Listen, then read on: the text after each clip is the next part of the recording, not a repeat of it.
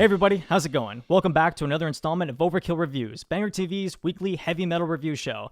I'm Dylan Gowan, and I'm still stuck in the bomb shelter, but, it is what it is, as the saying goes. But guys, before I dive into today's review, you have to check out Shredders 3. It was an absolute insane competition. All the drummers killed it. There was various blast beats, different double kick sections. There was a lot groovy parts. It was just an overall insane competition. So congratulations to all the participants. It's freaking killer. So what have I been doing the past couple weeks? Well, I've been really getting into fitness, funny enough. I haven't really gained any muscle as of late, but you know what? Muscles are under construction, so hopefully by the end of this year, I'll be looking like Mr. Solarverse or Mr. Universe or whatever. So my playlist has changed a little bit from listening to a lot more Whitechapel and Job for a Cowboy recently, and these guys.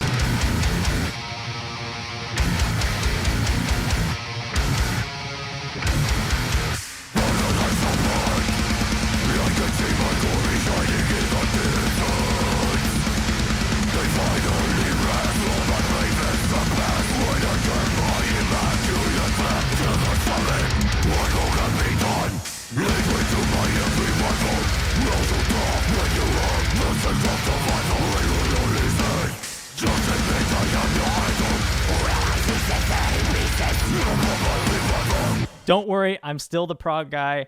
I just like listening to other styles of metal. It's the brand new 5th studio album by Ingested called Where Only Gods May Tread, out today on Unique Leader.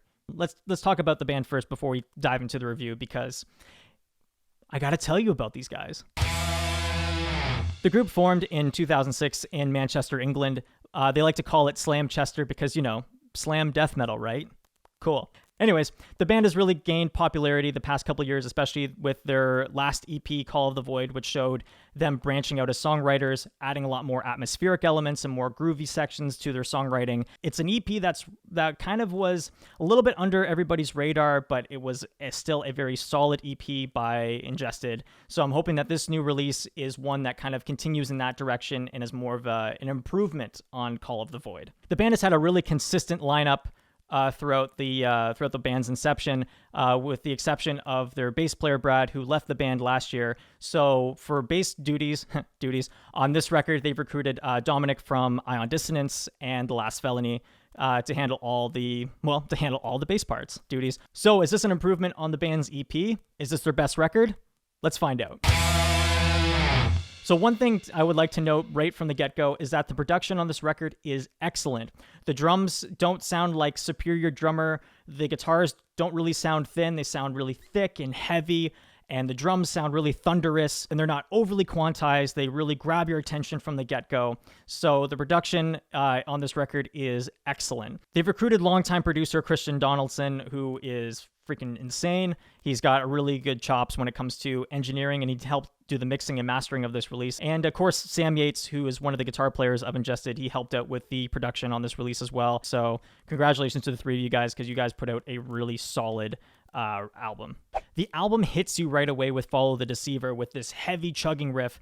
The past couple of releases, they kind of have these kind of like atmospheric intros, but this time around, it just hits you right away with this heavy chugging riff, and you're immediately immersed within the track, and you get these kind of Nightmares Made Flesh vibes from this first track, how it just has this really crazy, intense part, just goes into this heavy groove part, and this blast beat section, and the breakdown buildup is excellent. In the past releases, you can kind of chalk it up to them kind of following a specific formula when it comes to that kind of death metal. But this time around, their breakdown build is excellent, and they use it more effectively by kind of slowly creeping into that section rather than just hitting you right away with that part.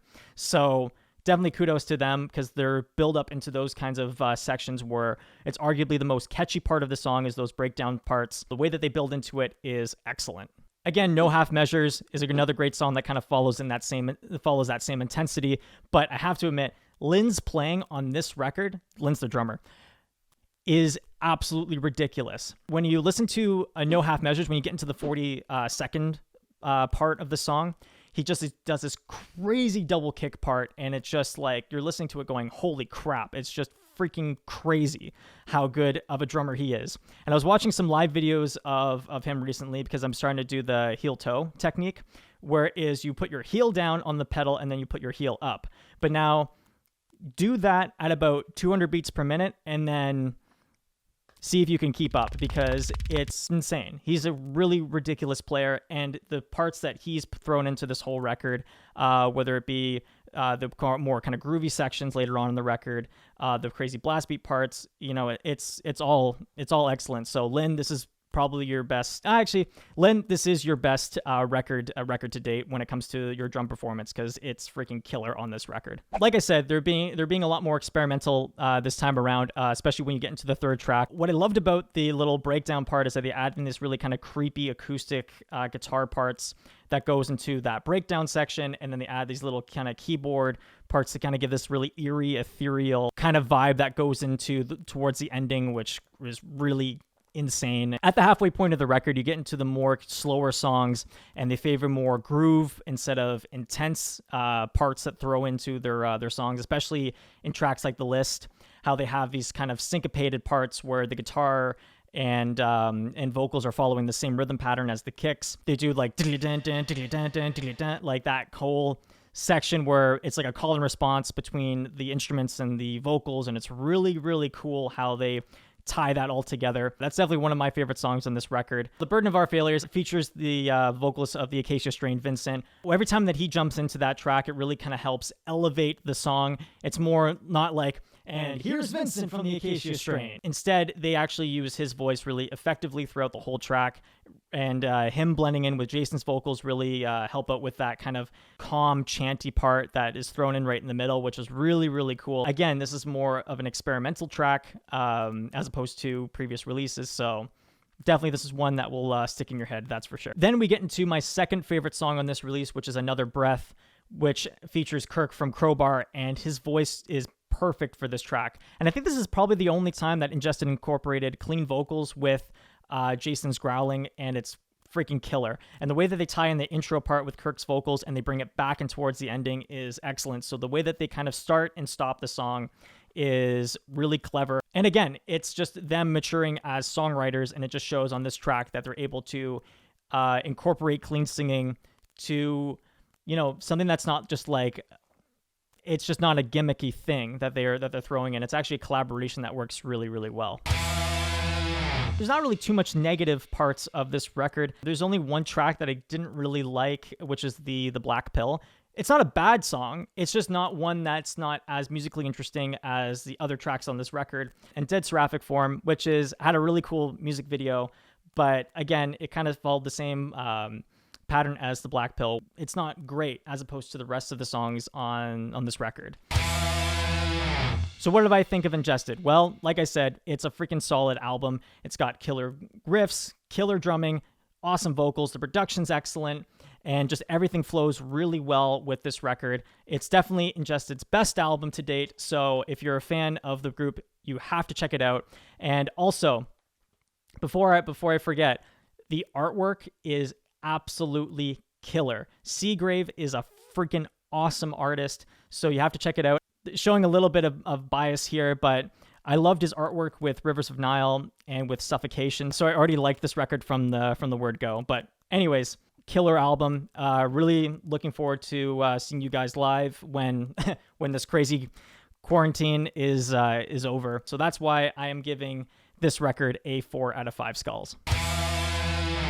All right, time for the shoutouts. Not too many releases that came out today, but still some really solid albums that you definitely should check out. First up, we have Primitive Man with their new record, Immersion, which comes out today on Relapse Records. Next up, we have ESP Project with their new record, Phenomena, out on Sunn Creative. And finally, we have Age of Steam, which comes out on Pride and Joy Music. So what did you guys think of Ingested's new record? Let me know in the comment section below, and be sure to like, share, and subscribe to the channel. Be sure to check out our ongoing Patreon campaign.